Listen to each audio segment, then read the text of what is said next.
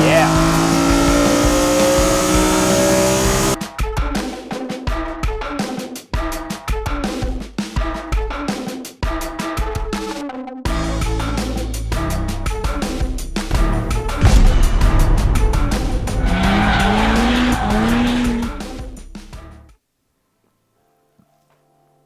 Do you think this is a mistake?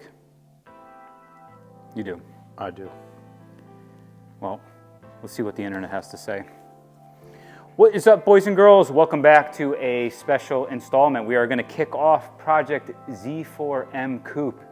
It's been a long time. I've kept this car as stock as can be, longer than anything else I own, other than a set of wheels and suspension. Those are the only two modifications that are done on it, but we have a whole build series here kicking off. We're going to do a nice little gentleman's naturally aspirated setup on it with a CSL airbox, upgraded headers, catless mid pipes, see what we can get out of it, naturally aspirated, keeping the ethos and heart of the car while making it more entertaining and more theater. And then we're going to focus on dialing in the handling, and it should be a fun, quick little project. So we have everything here in-house, and tonight we're going to kick this off with a little bit of weight reduction and a new set of shoes for it. So currently, the car sits on a set of Apex EC7 wheels. I think these are a great, beautiful wheel, and they're very attractively priced. When I bought them years ago, though, I used Apex's, their recommendation. So this is in the rear, we have a 18 by 9.5 with a positive 22 offset. The tire is a 255 40/18 Continental that's on there.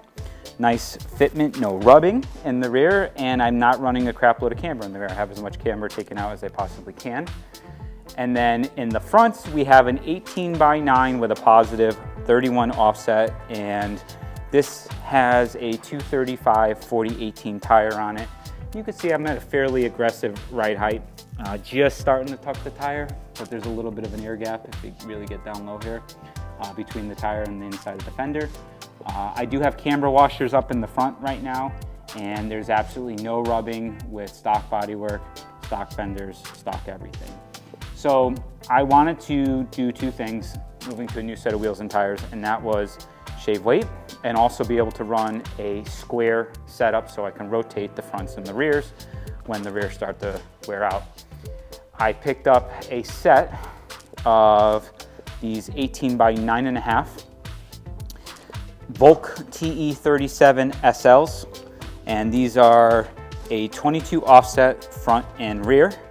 And for the tire size, I went with a 255 but 35 instead of a 40/18, which seems to stretch a little bit more on the 9.5 over the 255 40/18 and gives me just enough clearance to clear the fronts at the same ride height. This is probably as aggressive as I would go for the front on the Z4M, and obviously no problems in the rear, and I might even change the height in the rear just because it's a little bit raised up more now.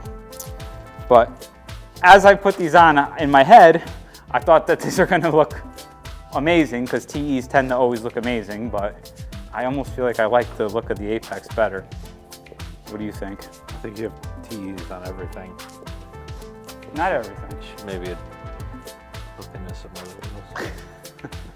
This car is such a hard car though to pick wheels for. What I think I'm going to end up doing is, because my brother's stepping into the M-Juice lifestyle, there's his new 335i in the background there that we're getting set up for him to start doing racer things with us. I think I'm going to keep the rears and just get another set of rears so I have another square setup of EC7s, and then maybe my brother might take the fronts and then he can just grab two wheels for his, what do you call that? The 2008 Supra? Yeah. It's the 2008 Supra over there. So a couple other things that we're adding into the mix here is these Bonos titanium wheel studs. I have these on the Supra. And getting rid of the stock steel wheel bolts. And I have weights for everything, so I'm going to give you guys the weights here. I'm not going to bore you to tears showing us mounting wheels and tires, because we've done that quite a few times here. These are the TE37 Ultra M specs on my Supra. These are also in diamond silver, although they're a little bit brake dusty right now. And then I have a regular set of 17 by 9 TE37 SLs on the FD, and these are an aftermarket paint silver. It's just a bright silver, which I actually kind of like this the best out of all of them. I think it's a really pretty color, even over the diamond silver. And these are also diamond silver here, concave. So let's look at the weights. So my car base weight was 3288 pounds.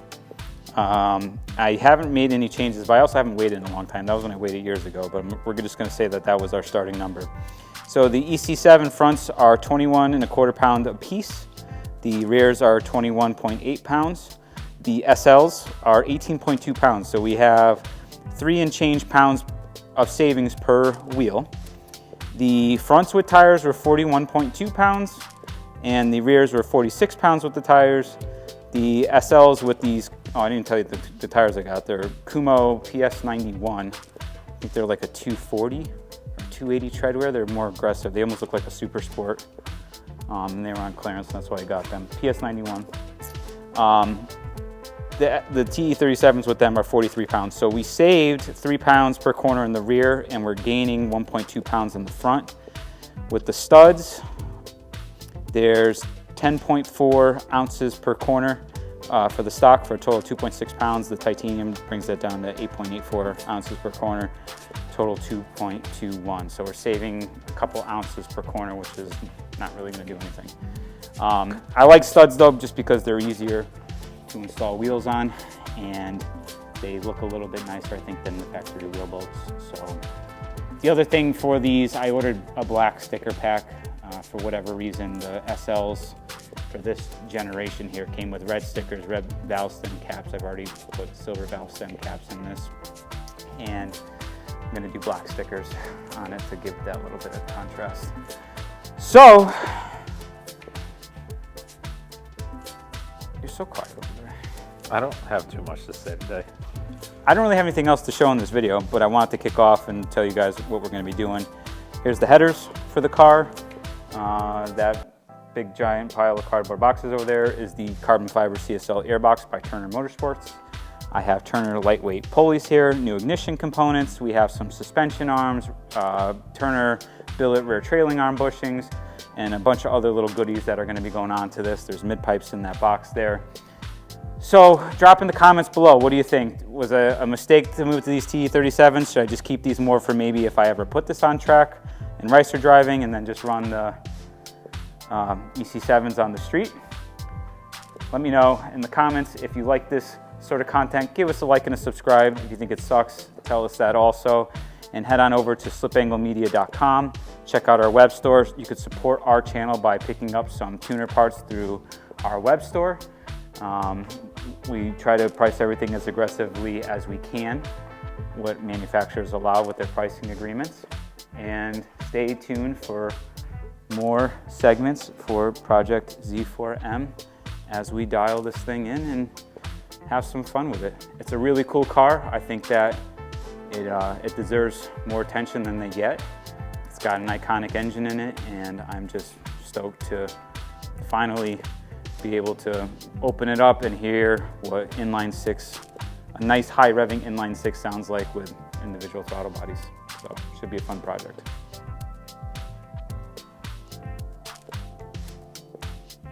That's all you got? What's that? I'm gonna show your car real quick, close it out on yours. Go ahead. And stay tuned for this thing terrorizing the streets soon.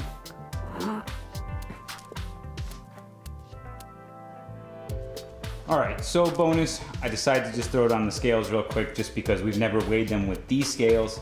The only weight that I have was from eons ago, and like I said, I thought it was 3288, but we're coming in now at 3243, and that is with the TEs. I have Bilstein PSS 10 coilovers, an upgraded set of sway bar end links, and that's about it. We'll just jump to 3244. So this is better than I thought. And again, are our scales just reading lighter, or was it the scales I used years ago that are reading lighter? It's too hard to say, but I could say with certainty, you know, this has a topped off tank. So the full tank of gas in here, and 3244 is our starting weight. That's pretty good. I would love to have this car under 3,100 pounds while keeping all the creature comforts in it, and hopefully the stock seats too, because I actually really like the stock seats. They're just a little bit porky in terms of the weight department, but they're power, they're leather, they look nice, and they're comfortable for longer journeys, although some people say they hate them. Headers, mid-pipe, carbon airbox. I'm hoping that we can get this thing under the 3,100 pound mark, changing those items and taking some weight out of it. So that is all for this one, guys. Stay tuned, and we will continue with this Project Z4M. I'm not sure what to really call this mini series, but it's just kind of doing an OEM plus sort of build on it. All right, we'll see you in the next one.